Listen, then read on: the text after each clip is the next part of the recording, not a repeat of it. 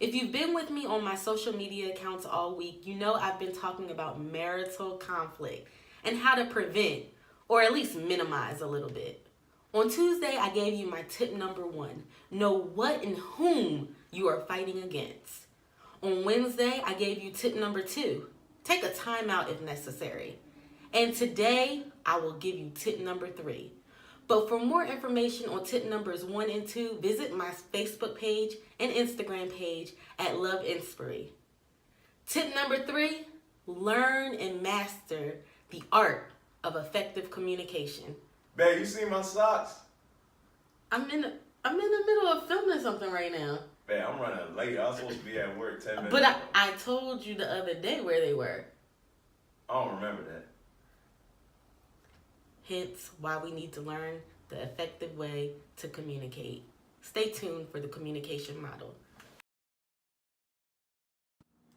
We've learned of this in psychology, sociology, public speaking, and if you're a business major like myself, it's been ingrained in us.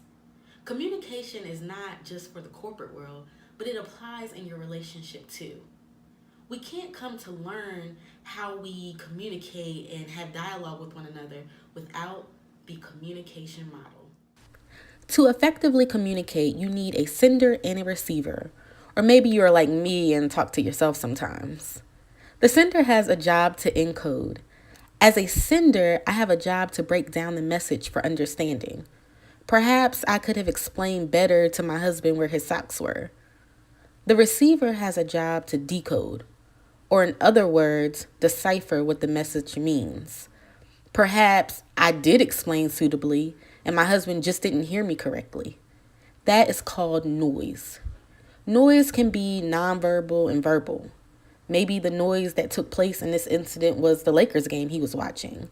Or maybe he has learned after 15 years of being together to tune out my nagging voice. Whatever the case may be, noise plays a huge role in effective communication.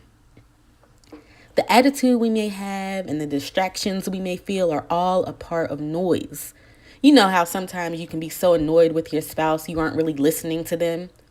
On the chart, you see the channel. The channel is the form in which the message is being sent.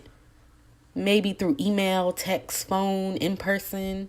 The channel is crucial to the message and how it can be decoded.